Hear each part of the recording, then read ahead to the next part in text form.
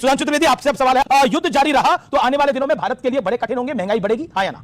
मगर आश्वस्त रहिए, परिस्थितियां कैसी भी हो, वह पथिक कुशलता क्या जो पथ में बिखरे शूल ना हो और नाविक की धैर्य परीक्षा क्या जो धाराएं प्रतिकूल ना हो। डॉक्टर सुधांशु त्रिवेदी, ओपन आपसे करता हूं, अफवाह का बाजार बहुत गर्म है, इतना गर्म है कि डेली एक नई अफवाह आती है कि कल यह हो जाएगा। बकायदा एक विपक्षी पार्टी के सीएम को बोला पड़ेगा कि अगर किसी ने अफवाह फैलाई मैं पेट्रोल पंप ही बंद कर दूंगा। मतलब वो इतना परेशान हो गए अफवाहों से। देखिए, लगातार मिलती पराजय के कारण विपक्ष और मुख्य विपक्षी पार्टी कांग्रेस पूरी तरीके से खप्तुल हवास हो गई है। तो उसे यह समझ ही में नहीं आता है कि कब मुझे क्या प्रतिक्रिया देनी चाहिए। और होता क्या है कि अभी बॉलर ने रनअप पे शुरू नहीं किया कि वो बल्ला पहले घुमा देते हैं और बजाय बॉल बैट में आने के तब तक वो चली जाती है। या एक दूसरा, आज वेस्ट एशिया के युद्ध के कारण पूरे विश्व में एक गंभीर परिस्थिति उत्पन्न है। ऊर्जा का एक संकट निरंतर चुनौतीपूर्ण होता चला जा रहा है, खासकर पेट्रोलियम प्रोडक्ट्स में, और इससे लेकर वेस्ट तक। आपको पता है कि अमेरिका में 30% तक बढ़ी है पेट्रोलियम की कीमतें, नॉर्दर्न एंड सदर्न अमेरिका दोनों। यूरोप में 20% बढ़ी है, अफ्रीका में 50% बढ़ी है, एशिया में 30 से 50% बढ़ी है। और जो स्टेट ऑफ हरमुज यानी हरमुज जल डमरूबंदी के पूर्व की तरफ के देश है, जिसमें भारत भी शामिल है, जो हमारे साथ के और देश इस क्षेत्र में पाए जाते हैं दुनिया के, जिसमें पाकिस्तान है, बांग्लादेश है, श्रीलंका है, फिलीपींस है, मलेशिया है, वहां क्या स्थिति हो गई है? 4 day week, 50% work from home, और पेट्रोल और डीजल पर राशनिंग हो गई है कि 2 व्हीलर को 2 लीटर ही मिलेगा एक दिन में और 4 व्हीलर को 10 लीटर मिलेगा।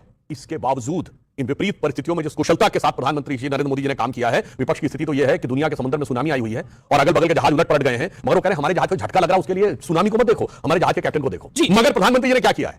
देखिए, एक्सपोर्ट पर टैक्स बढ़ा दिया है पेट्रोलियम प्रोडक्ट्स के, और एक्साइज ड्यूटी 10 रुपया पर लीटर कम कर दी है। यानी रामनवमी का पर्व गुजरा है तो भगवान राम से प्रेरणा लें, जो रामचरितमानस में लिखा है तुलसीदास जी ने कि मणि माणिक महंगे किए, सहजे तृण जल नाज, तुलसी सोई जानिए राम गरीब नवाज। लेकिन र्यूमर मॉन्गरिंग कर देना, विपक्ष के ही एक मुख्यमंत्री को कहना पड़ गया, अफवाहें इतनी फैलाई जा रही है, मुझको पेट्रोल पंप बंद करना पड़ेगा। अखिलेश जी ने बोल दिया भारत के पास मौका था विश्व गुरु बनने का, देखिए पाकिस्तान बन रहा है, वो खबर फर्जी निकली। क्या आपको लगता नहीं है जब से धुरंधर फिल्म आई है, भदावासी जो है वो कुछ ज्यादा ही आ गई है?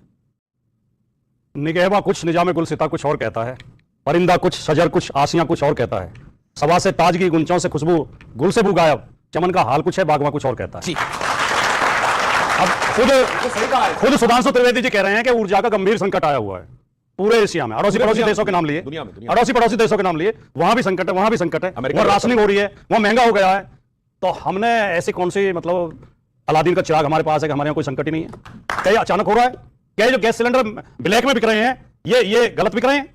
एक्साइज ड्यूटी कम की है लेकिन पेट्रोल डीजल के रेट तो कम नहीं हुए, उपभोक्ता को तो उसका लाभ नहीं मिल रहा। एक बात से मैं आपकी से भी और सुधांशु जी से भी सहमत हूं, और मैं इस बात में सरकार के साथ हूं कि ऐसे संकट के समय पे अफवाहें नहीं उड़ानी चाहिए, सरकार को मदद करनी चाहिए, शांति बनाए रखनी चाहिए, क्योंकि ये वैश्विक संकट है। वो कह रहे हैं आपके पास अल्लाह दिन का चिराग कौन सा है? पूरी दुनिया में दिक्कत आ रही है, आपके यहाँ क्यों नहीं दिक्कत आ रही? दिक्कत आनी चाहिए। मैं ये कहना चाह रहा हूं, प्रधानमंत्री जी का लोकसभा और राज्यसभा दोनों में बयान देखिए, उन्होंने कहा कि स्थिति चिंताजनक है और इसीलिए उन्होंने बात बताई कि सबको टीम भावना से काम करना है। इसीलिए प्रधानमंत्री मुख्यमंत्रियों के साथ भी बैठक कर रहे हैं और इसलिए उन्होंने कहा टीम इंडिया की तरह हमें चुनौती का सामना करना है। हमने सिर्फ ये कहा कि अगल बगल तो जहाज पलट गए दुनिया में, हमारे यहां सिर्फ झटके लग रहे हैं, तो इसके लिए ध्यान रखिए कि वह हमारा कैप्टन इतना समझदार है कि मैं मोदी जी की तरफ से कहना चाहूंगा कि हमें इल्जाम मत दीजिए, बहुत अफसोस होता है, बड़ी तरकीब से कश्ती यहां तक लेके आए हैं, बदल देते हैं हम दरिया की लहरें अपनी हिम्मत से, आंधियों में भी अक्सर चराग अपने जलाएं।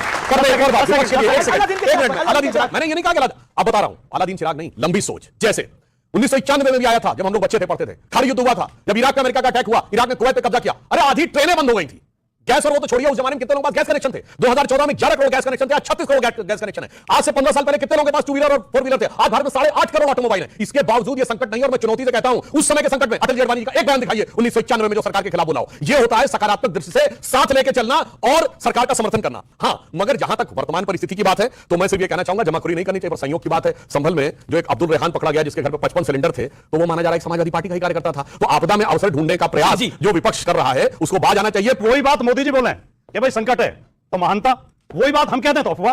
भाई हम भी तो ये कह रहे हैं संकट है, योजना बनाओ, जनता को राहत दो, जनता परेशान ना हो जी, वही बात हम कह रहे हैं। लेकिन फर्क है, आप लोग तो जो पाकिस्तान की तरफ से एक अफवाह चली कि हम ईरान का और अमेरिका के बीच में मध्यस्थता करा रहे हैं, उसको आप मान रहे। जब व्हाइट हाउस की प्रवक्ता को यह सवाल पूछा गया तो वो पहले हैरान हो गई, फिर वो हंसी, बोले do you believe this? Pakistan के साथ बात करेंगे? और आप सोचिए उस बात को लेकर अखिलेश जी ने बयान दे दिया, कांग्रेस के कई नेताओं ने बयान दे दिया, देखिए पाकिस्तान विश्व गुरु बन रहा है। मगर अगर पाकिस्तान विश्व गुरु बन भी रहा है तो यहां सेलिब्रेट क्यों हो रहा है? भाई पाकिस्तान हमारा कौन सा यार है? इस ढंग के संकटों के लिए लंबी तैयारी कैसे की जाती है? आज 100% रेलवे का इलेक्ट्रिफिकेशन हो गया है। आप सोचिए अगर 50% ट्रेनें डीजल पे चल रही होती तो क्या हालत होता। दूसरा काम क्या किया है कि एथेनॉल की 20% ब्लेंडिंग पेट्रोल में हो गई है, यानी 20% पेट्रोल की जरूरत कम है।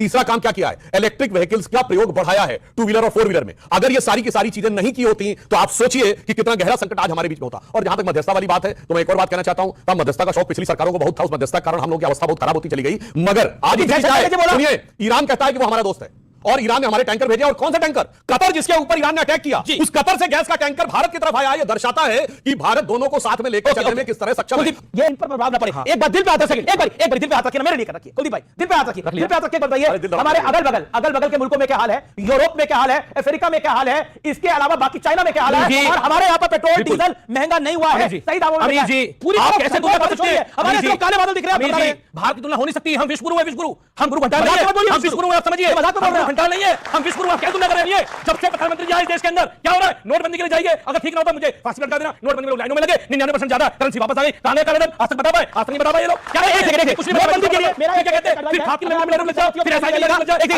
नोटबंदी पर एक नोट पे मेरी एडवाइस है, धुरंधर 2 नाम की एक फिल्म आई है, जरूर देखिएगा, आपको नोटबंदी के बारे में काफी कुछ पता लगेगा। अमीर जी, ओके ओके ओके ओके अमीर जी ओके, वहां पर एक जावेद खनानी करके व्यक्ति था। मैं कह रहा हूं डॉन अखबार पाकिस्तान का बड़ा अखबार है। जावेद खनानी करके एक वहां का मनी लॉन्ड्रर था, वहां पे नकली पैसे बनाता था, दाऊद के पैसों को रखता था जावेद खनानी। जावेद खनानी नोटबंदी के 15 दिन बाद उसने क्यों आत्महत्या करी, ये पता करके देखिए, वो पता करके देखिए, पता लगेगा नोटबंदी किस चीज के लिए थी। नक्सलवाद की आज खबर टूट गई है, नोटबंदी किस लिए थी?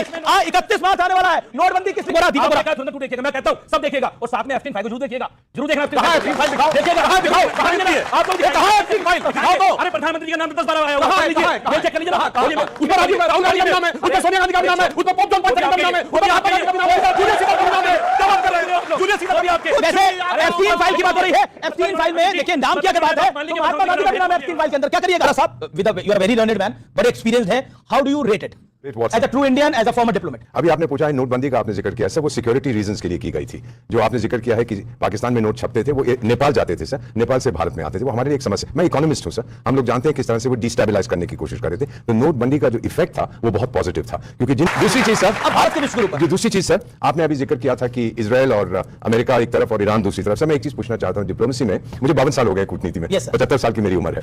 अब मुझे ये बताइएगा सर, भारत में पूंजी निवेश ईरान से आता है या गल्फ से आता है सर? गल्फ रीजन से आता है, जो अमीर देश है वहां पर तेल वाले। 1 करोड़ भारतवासी कहां काम कर रहे हैं, ईरान में या गल्फ में? गल्फ में काम कर, इनका मुझे ध्यान रखना है ना सर, ये मेरे लिए बहुत जरूरी है। जहां तक ईरान है हमारे पारंपरिक संबंध एक्सेट्रा, लेकिन आज की दुनिया में सर हम चाणक्य की संतान है, उसने कहा आज की हकीकत देखो, उसके आधार पर निर्णय करो, बीते हुए कल को भूल जाइएगा। डू यू थिंक जिस तरह से ऑपोजिशन मजाक उड़ाने की कोशिश कर रहा है, विश्व गुरु जिस तरह से अफवाहों का बाजार गर्म करने की कोशिश है, डू यू थिंक कि बीजेपी सब कुछ ठीक कर रही है, या कहीं बीजेपी की सरकार सब कुछ ठीक कर रही है, या कहीं बड़ा इफ एंड बैट, कहीं भैया जोल जाल है? देखिए, सुधांशु जी को भी विपक्षी पार्टियों का मजाक उड़ाना बंद कर देना चाहिए, पहली चीज है। दूसरी चीज, प्रधानमंत्री जी ने संसद में 2 दिन कोरोना शब्द का इस्तेमाल किया, तो वो क्या है? तीसरी चीज, आप लोग यहां पे बात कर रहे हैं कि भारत ने तो कोई दाम ही नहीं बढ़ाया, हमने तो संकट की शुरुआत 60 रुपया गैस का दाम बढ़ा के किया। ये सच्चाई है या नहीं? तीसरी बात, जो महत्वपूर्ण बात है, मैं सुधांशु जी को चैलेंज कर रहा हूं, यहां बोलना चाहता हूं इनको कि भाई भारत रूसी भाई भाई के नारे बुलंद करो। आज आपने फिर अमेरिका से लाइसेंस मांगा है कि भैया हमको जो है तेल अमेरिका रूस से लेने की इजाजत है। 7 टैंकर आ चुके हैं। अरे आप कहां से सुनिए, आप मेरी अरे 7 चाइना से डाइवर्ट होकर आ चुके हैं भाई, आप विशेषज्ञ भाई आप बात नहीं, आप सुने, आप फिर एक गट कौन भीख मांग रहा है? अरे आप कहां लिखा बताइए आप? अभी चलो बोलो, क्या अभी आपको बताता हूं, अरे कुछ भी बोलना चाहिए। अरे सुनिए, अरे लाइसेंस भी ज्यादा है, स्टेटमेंट कहां है?